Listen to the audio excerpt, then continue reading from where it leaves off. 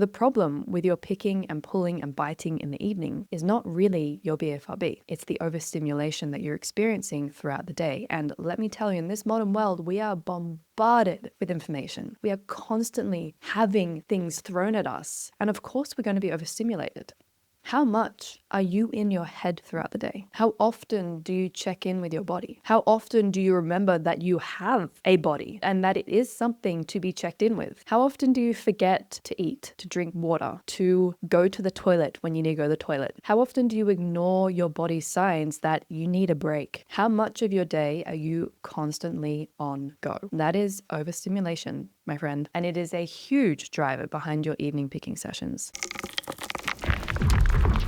The first place we need to start in reducing and stopping picking is not where you expect. We're not going to be focusing on the picking itself. Although if you know me and if you've been listening or watching this podcast for a while, you probably already knew that's the direction we're going in, because this is very much about addressing the root cause so we can actually have long-term sustainable change and feel confident in ourselves that we're not going to fall back onto this behavior.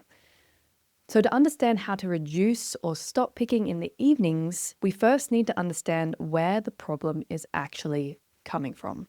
And no, it's not because you're broken. It's not because you don't have enough willpower. It's not because there's something wrong with your genes. It's because you're overstimulated. A study conducted in 2018 found that individuals who were exposed to high levels of sensory stimulation for an extended period of time showed a decrease in gray matter volume in the prefrontal cortex. The prefrontal cortex is responsible for emotional regulation, impulse control, memory, planning, all the things that we need that actually help us to stop and heal from chronic skin picking or any kind of BFRB. And overstimulation reduces the gray matter in our prefrontal cortex. This was associated with difficulties in decision-making and impulse control. More research was conducted in 2019 demonstrating that chronic overstimulation can lead to increased activity in the amygdala. This is the brain region that is responsible for processing emotion. It's also where our fight or flight response lives. This heightened activity in the amygdala can result in emotional dysregulation and difficulties in managing stress. So overstimulation reduces impulse control, reduces our ability to make decisions, causes emotional dysregulation, and difficulties in managing stress. That is a lethal concoction for falling into chronic skin picking or hair pulling or nail biting. Because to not fall into these behaviors, we need to be exercising impulse control. We need to be able to process our emotions properly and regulate them. And we need to have a capacity to manage stress. And overstimulation is diminishing all of those areas. So the problem with your picking and pulling and biting in the evening is not really your BFRB. It's the overstimulation that you're experiencing throughout the day. And let me tell you, in this modern world, we are bombarded with information. We are constantly having things thrown at us. And of course, we're going to be overstimulated. How much are you in your head throughout the day? How often do you check in with your body? How often do you remember that you have a body and that it is something to be checked in with? How often do you forget to eat, to drink water, to go to the toilet when you need to go to the toilet? How often do you ignore your body's signs that you need a break? How much of your day are you constantly on go? That is overstimulation, my friend, and it is a huge driver behind your evening picking sessions. So the solution does not lie in trying to find creative ways to try and prevent and avoid picking sessions in the evening. It lies in finding ways to help you to manage and reduce overstimulation throughout your entire day, your week, your month. It's like if you have a leaky boat, but you don't know where the leak is coming from and you don't know what is causing the leak, and you're running around throwing things at it, scooping out the water and putting patches on random parts of the walls, things that might look like it's where the leak is coming from, but you're not really sure. And you're exhausting yourself, and it's stressful and it's frustrating, and there's anxiety because you don't know if what you're doing is actually helpful. You're essentially just doing damage control. You're not actually getting to the root cause of the problem. What we're doing in this episode is, instead of running around like a headless chook, we are slowing down, finding where the leak actually is, finding out what is causing the leak so that we can do something that we know is actually going to help. We can feel secure, we can feel confident, we can feel calm in the fact that we know that what we're doing is not a waste of time. Because a lot of the time with healing from a BFRB, there's a lot of unknown. And there's so many things that we feel like we should do or we could do or that might work, but we also want to see results. We want to move forward. And so when we try something hoping it might work, there's also a part of us that's saying, "Ma, is this a waste of time? Is this really going to work? Is this really what I need?" And so instead of being in that space, because it's not nice, we're going to find some clarity and certainty. And I'm going to give you some things that you can do that actually work, because they work for me and they work for my clients. And there's something throughout the rest of this episode, there's something I want you to keep in your mind. This is a quote from KJ Ramsey, who is an author and a therapist. "When I am overwhelmed or overstimulated, may I choose to acknowledge that my limits are not a lack of success. They are only more proof that I am worthy of compassion and need regulation." Keep that in mind. That is the undercurrent of this entire episode, is that we are not trying to force you into change. You aren't broken. You don't need to be fixed. This is about understanding you, getting to know you better so that you can take better care of you, so that you can feel better cared for and more loved and more understood. And really start to believe that you're okay as you are right now. You are good enough as you are right now. So a quick recap before we get into how we're going to do this. Evening picking is caused by overstimulation. Simple as that. Even if you're not consciously aware of the fact that you're overstimulated, if you are engaging in these kinds of behaviors subconsciously throughout the whole day, that is because your nervous system is needing to do something to help you to manage the overstimulation and dysregulation and all the stuff that's going on underneath the surface that you might not be aware of. The way to stop picking is not to find a solution to prevent the picking, but to find a solution, the overstimulation. And here's how we're going to do that. First step is to identify where the problem is coming from. We've already done that, so step 1 is ticked off. It's overstimulation.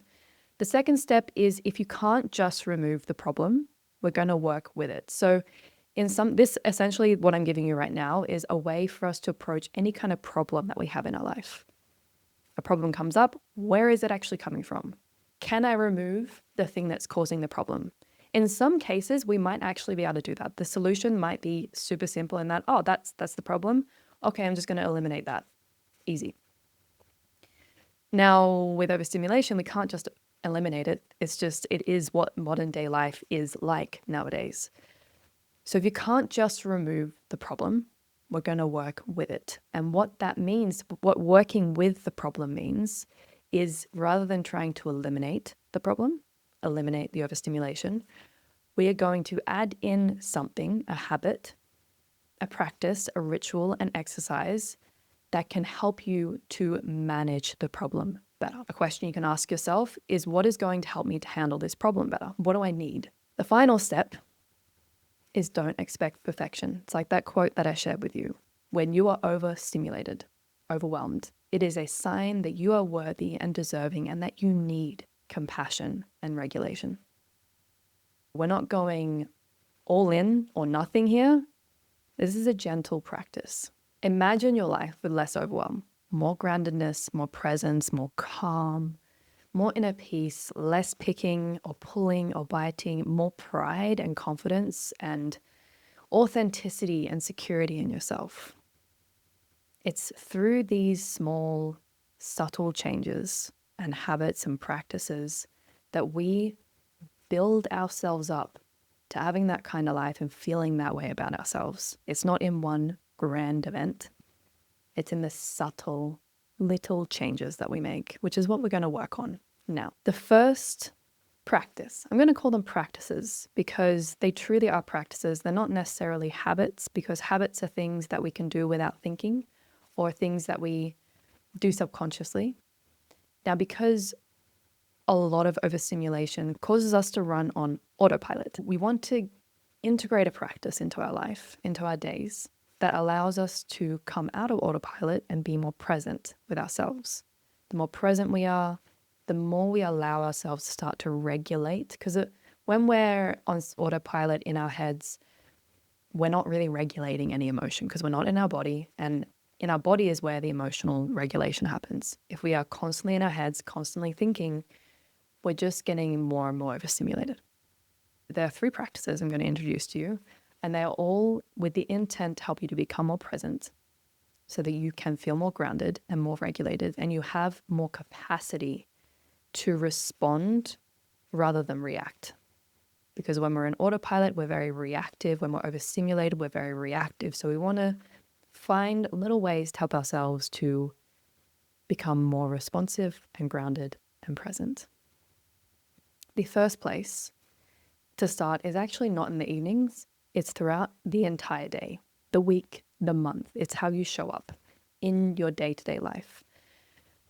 And what we're going to integrate is micro pauses. What a micro pause is simply taking a few seconds to notice what's happening in your body, what sensations are there.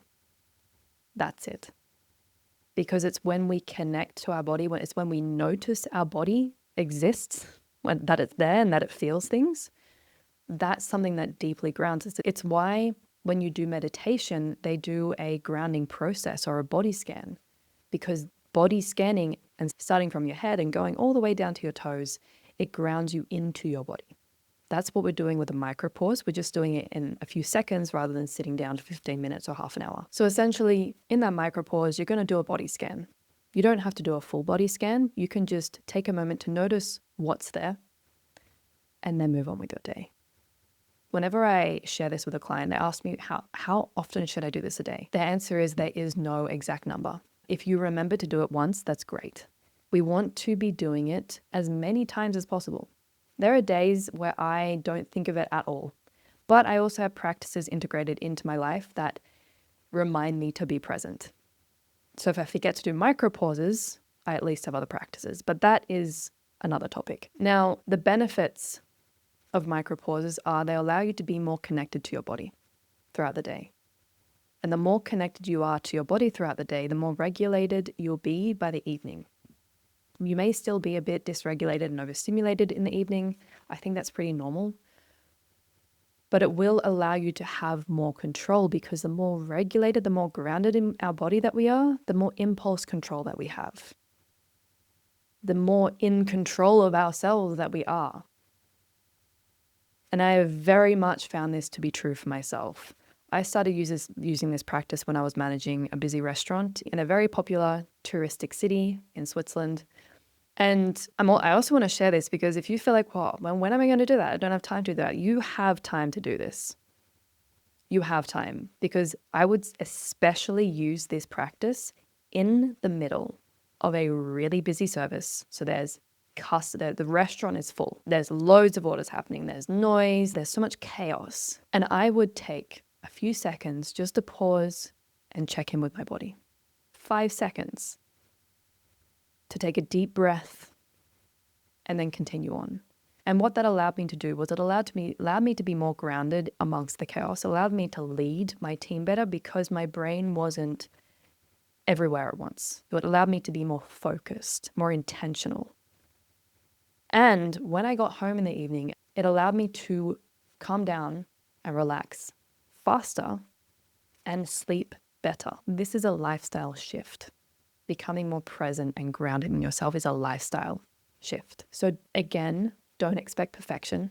Essentially what we're doing with this practice is you are teaching your brain to remember that you have a body, because we have all become so disconnected from our bodies that our brain doesn't even think about it anymore. We don't have neural pathways that are like, oh yeah, that's a thing that we want to check in with and notice and be connected to throughout the day as well. This practice is going to help you to do that. And over time, the more you remember, the more you do it, the more connected you're going to become, the more of a normal thing it's going to become for you to be connected to your body. So that's the first practice that's going to help you to get home already in a better place to prevent picking, pulling, or biting sessions. And that is to take micro pauses, however many times throughout the day, to just do a quick body scan, check in with your body, and then move on with your day, with whatever you were doing.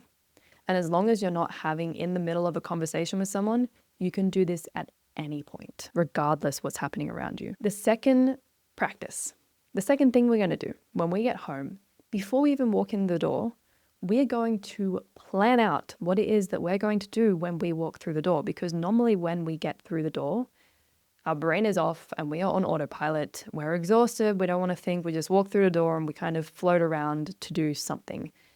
For a lot of us, we're going to float to the mirror, end up picking or pulling. We're going to float to a lounge and sit down and do the same thing because we're not present and we haven't given ourselves a direction to go in. We're directionless. And our subconscious is going to be like, well, we're overstimulated and dysregulated, so we need to do something to calm down.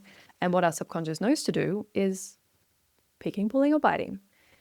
So before you walk through the door, or as you're on your way home, think about what it is that you want to do as soon as you walk in the door. Just put your bag down and get straight in the shower. Put your bag down, put your things down, hang up your jacket and go and cuddle your pet. Then what are you going to do after you cuddle your pet? Is it start to prepare dinner? Or do you want to do some gentle stretches? Do you want to do a meditation? Do you want to drink a tea? Do you want to then have a shower? How can you bring more intention into when you walk through the door? Because when we give ourselves a plan, then we know what to do. Our mind knows the direction we want to go in, the path that we want to take. If we walk through the door with no plan, our subconscious is going to be like, well, we have a pre-programmed plan right here. That's what we're going to do. The third practice is one that you get to do in the evenings. This is after you've been doing the micro pauses throughout the day. This is after you've given yourself direction when you get home. This is a really beautiful, simple practice to help you to slow down. Because odds are your mind is potentially still racing. You still got thoughts about the day in your mind. You got thoughts about the next day in your mind. Maybe you're ruminating on a conversation that you had. Maybe there's just a lot going on at home and it's really busy. And it can feel like, how do I give myself space to just calm the fuck down? Here's how you can do it. Literally slow down your movements. So if you are cooking dinner, slow down. And I don't mean go in slow motion because that's annoying, but just go a little bit slower than your mind is going. And what that's going to do is it's going to help you to start to draw your mind back to your body. Because when our movement is not in sync with our mind, then we're going to notice it more. If we're moving as fast as our mind is moving, then everything just blends into one. But when we slow down, we get little moments where we notice, oh, right, I'm chopping a carrot right now. Oh, right, I'm putting the pasta in the water right now. And then probably you're just going to end up back in your head again a few seconds later. But by moving slowly, you're going to have many little touch points that bring you back into your body, back into the moment, back into the present.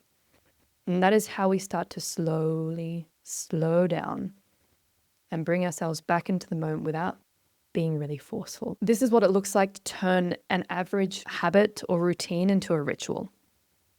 It's the presence that makes something a ritual. I do this a lot when I have a shower in the evenings. I will light a candle, turn the lights off, and I will slow myself down a bit. And that will really help me to become more present, to allow my brain to start slowing down. So that when I step out of the shower, I already feel much more calm and well in myself. And this is a way to integrate a practice that will help you to regulate yourself and de-stimulate yourself in the evenings without having to do something extra, because maybe you're super busy or you have a really packed day and you don't feel like you have the capacity to sit down and do a meditation for half an hour or even 5 minutes can feel like too much sometimes. So this is a way to just take a regular thing that you do in the evenings and turn it into a practice of presence.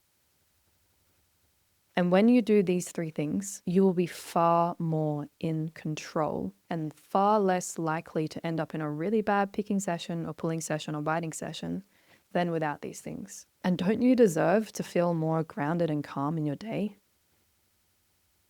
This is what it looks like to holistically heal from a BFRB. This is a lifestyle shift. It's not just a fun little habit that you get to try for a few days. This is you dedicating you to yourself, to your growth, to your healing, to knowing that you deserve better and you want to live differently. You want to treat yourself differently. And if you aren't willing to do micro pauses or to give yourself simple directions when you get home or to slow yourself down for that, if you couldn't be fucked to do that, then you probably don't really want the change. But if you've listened all the way through this episode, you're probably not that kind of person. That kind of person probably doesn't even listen to this kind of podcast. Or they listen to the first couple of minutes waiting for me to give them a magic pill. And when that doesn't happen, they switch off. So this is how we can truly prevent and reduce picking sessions in the evenings in the long term. And the longer that you engage in these practices, the more capable you're going to become. And there may be delayed gratification with this kind of practice. I've been super stressed over the past couple of weeks. I started to get back into meditation. I'm into the second week of it, and I didn't notice any difference for the first week. In fact, I was frustrated most of the time when I sat down to meditate, and I was annoyed, and I wasn't really present. And whenever the meditation would end, I would realize, where was I with my head? I wasn't here. But today is the first day where I have noticed a difference. So embrace the journey. Embrace the fact that this is not just you wanting to reduce and manage your BFRB better, it is you wanting to love yourself and care for yourself better, which is a lifelong dedication. It's a lifelong thing that you deserve. And if you like the sound of these practices, they are essentially somatic practices because they're helping you to connect with your body. And I have recently created a brand new free resource called Stop Chronic Skin Picking, 5 Somatic Exercises and 2 Insider Tips that actually work. I don't often create new resources. This is the second free guide that I've created in the past 3 years, simply because everything that I put inside these free guides, I want to make sure that I have personally tried and tested them, make sure that they actually work. These are things that I personally fall back on all the time, and they are what I've seen have worked for my clients. So if you want to get your hands on that guide, go ahead and click on the link in the show notes. And if you got value out of this, hit like and subscribe and leave your thoughts in the comments. I love to hear from you. And I have so much more to share with you on how you can heal from your BFRB in a holistic, practical, down-to-earth kind of way. So that's it. I'll see you next week for the next episode of Untapped Confidence.